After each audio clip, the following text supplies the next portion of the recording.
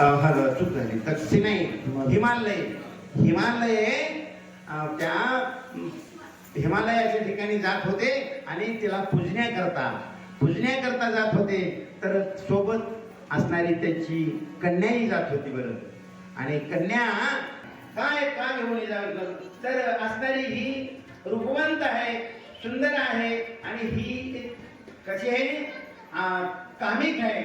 जर ह्या स्त्रीला बघून जर असणारा काम उत्पन्न झाला तर असे ह्या मोठे मोठे कामिक लोक, मोठे ऋषी लोक हे सुद्धा काय झाले, कामातूर होऊन भंग झाली तपश्चर्या त्यांची. म्हणून हिला असणार पूजेला घेऊन येऊ नको असं म्हणल्या पार्वतीने उत्तर दिले. महाराज पार्वतीने काय म्हणले, हे देवादी देवा परमेश्वरा, हो तुम्ही म्हणता ना मला घेऊन येऊ नका, काय तर तुमच्यापाशी जी असणारी शक्ती आहे, तुम्ही जी तपश्चर्या करता ते कोणाच्या जीवावर करता?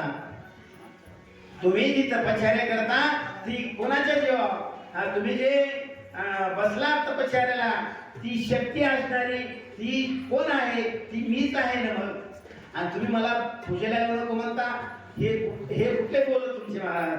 आणि नाही म्हणले पार्वती, हे जर तू असं जर म्हणशील तर खरंच तुझी जर इच्छा आहे ना, मी असणारी आदिमाया शक्ती आहे आणि तुझ्याही मनामध्ये असाच दृढ भाव आहे ना माझ्याविषयी, काय तुझ्यात आणि माझ्यात काही फरक नाही. तुझं ज्ञान अमूल्य आहे. रोज माता पार्वती शंकराच्या पूजेला जात होती आणि दररोज तीर्थप्रसाद घेत होती आणि त्या तीर्थप्रसादाच्या माध्यमातून तिला मागल्या असणाऱ्या अनेक आठवणी विसरून गेली आणि कोणतं ज्ञान झालं तिला, त्या चिदानंद रूपाचं ज्ञान झालं.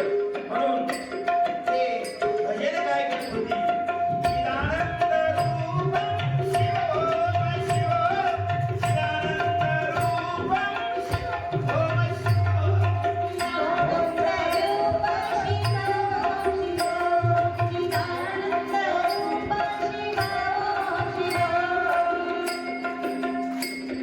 शिवानंद